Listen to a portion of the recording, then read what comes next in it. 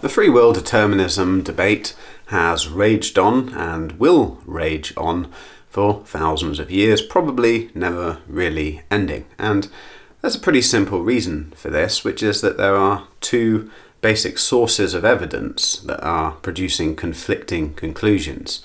One of the sources of evidence that we have is the direct first-person phenomenological experience of making choices in life. And we might decide that this piece of evidence is the most important one and we can rely on it. I say we might decide this because potentially whether or not we go along with the free will view or the determinism view is actually just something that we are choosing to do. Can you choose to be a determinist and choose to believe in free will? Can you make that choice? This is an interesting aside, I suppose.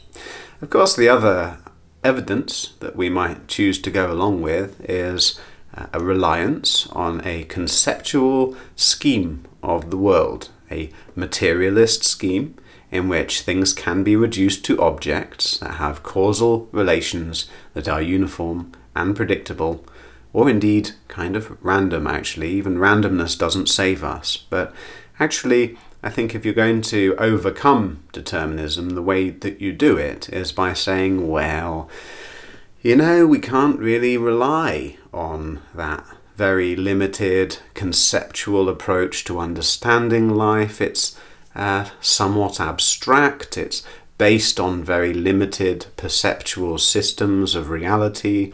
Our senses are incredibly limited, so much like the ant cannot really understand the workings of the external world, probably actually neither can we really.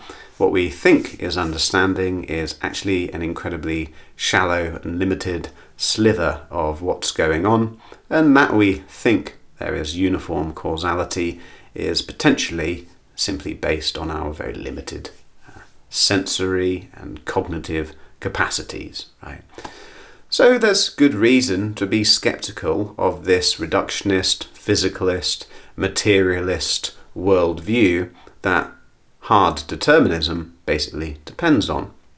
Nonetheless, when you think about the choices you make in life, it is quite difficult to think of a choice that was based on nothing, that had no influence on it, that had no causes behind it. And when you take that step back and essentially you're objectifying the choice-making process and trying to naturalize it, even then it can seem as if determinism must be in some sense true, and no matter what you did, you could not have done otherwise. And yet we still have this direct first-person experience that's very rich and convincing of being able to make choices. And so what we're left with here is an ambiguity, an unknown.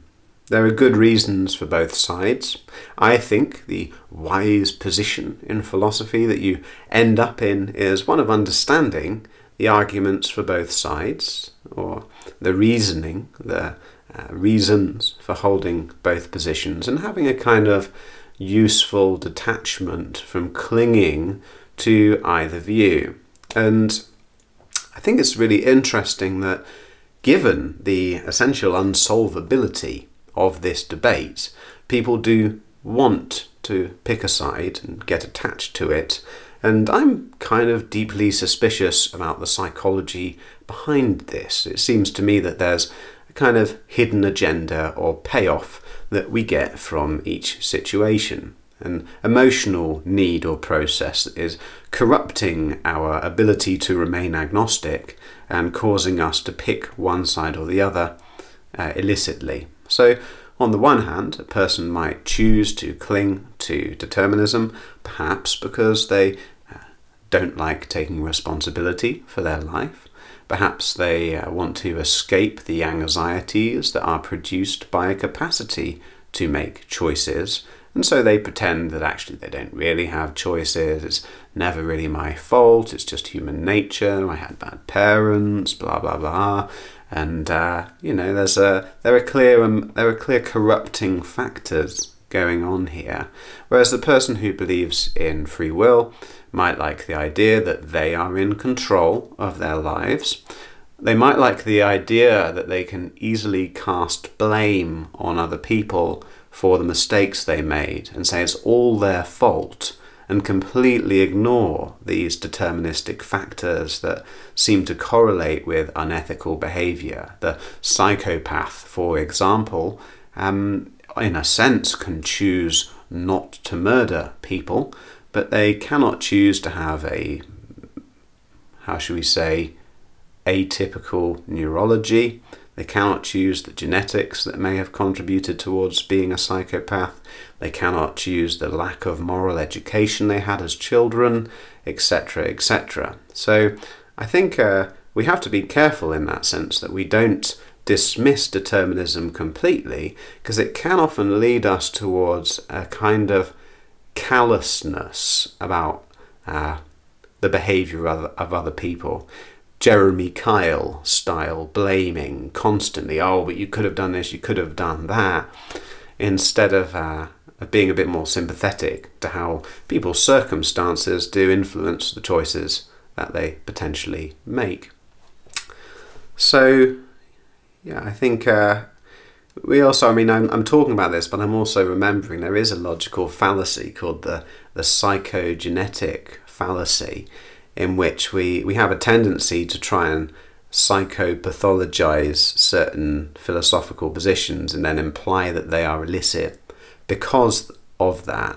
And that's not what I'm trying to do here. I'm simply pointing out that you need to be on guard about the corrupting factors in you choosing a resolution to this philosophical debate that actually potentially is quite unsolvable.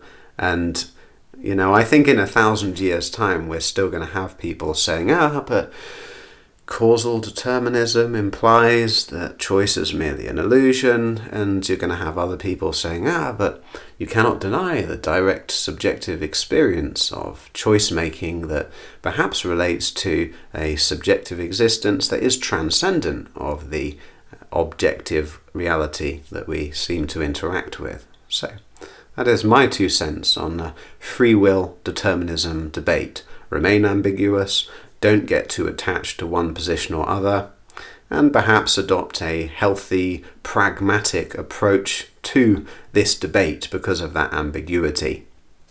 I think in terms of your own life, it's potentially incredibly unwise to assume that you are not making choices and assume that you are not responsible for your choices in the face of this ambiguity. And generally speaking, it is best to assume responsibility and assume that your choices have a meaningful impact on your experience of life instead of pretending otherwise. And as Irvin Yalom speaks about a great deal, this pretending otherwise is often a part of a psychological process by which we seek to avoid the anxiety that we feel around making choices in our lives and around taking responsibility for our choices and our mistakes. It's much easier to somehow pretend that they weren't choices. So be very careful, and in general, I would say, despite the very good reasons for holding to determinism and hard determinism, in general is pragmatically useful to assume responsibility for yourself and choices and assume that free will is a thing.